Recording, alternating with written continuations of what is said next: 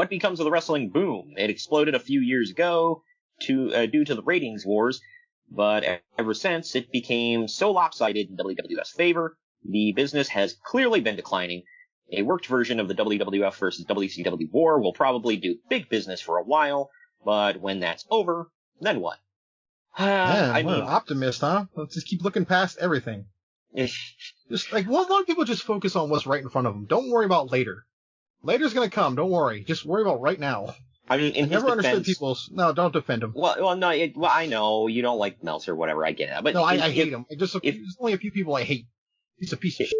But if you're going to call yourself a reporter, which he does for whatever effing reason, your whole job is kind of to look at not only what's happening now, but what's yet to come because of this, and report and pontificate and whatever. So I get it, but after this, when they sell out the Skydome for WrestleMania, X8, yeah. So they did do a couple of years of big business. I mean, obviously things kind of dipped after a while. I mean, all across the board. I'm not just saying in WWE. I'm just saying like across everything. And I mean, a lot of people do point to it's like, yeah, it was going hot and heavy when you had two major companies battling it out on top.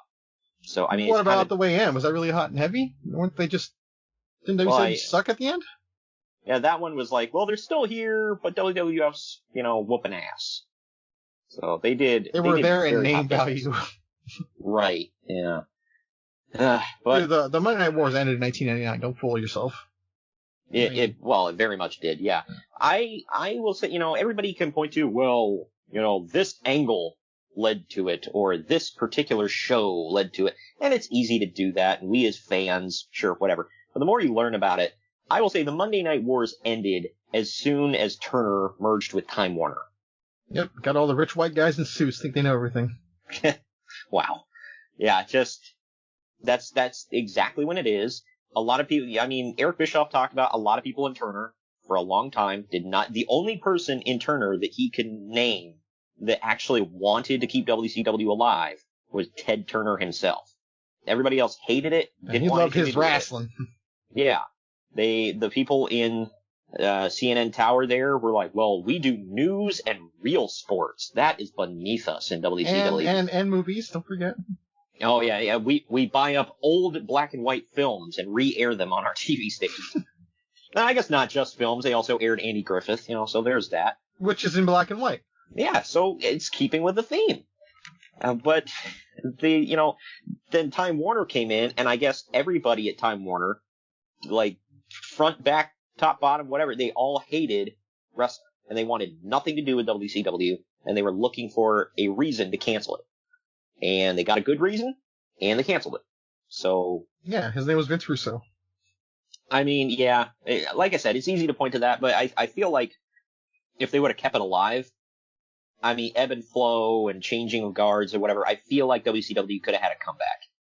Not to the heights of where it was particularly, per se, but, I think they could have made a comeback and been, like, respectable and made money. But here's the thing. They were failing because WWE was kicking their ass, right? Yeah. I mean, that was never going to stop. No, but, well, that was an extent, but at the same time, I mean, you can make the argument of, people are going to hate me, but if you're going to, they're on different nights. But if we're going to compare numbers, WWE is kicking AEW's ass. But AEW makes money. And they sell tickets. I feel like WCW could have done that. It didn't have to be a war per se. And even if they were, it's not a war now either. Trust me. Yeah, well, if they could have seceded the point and just gave up, quote unquote gave up, move Nitro to Tuesday nights, it would have taken some getting used to. It would have taken a lot of programming people's minds. Hey, we're on Tuesday, and Thunder's on Wednesday or whatever. Do back-to-back shows.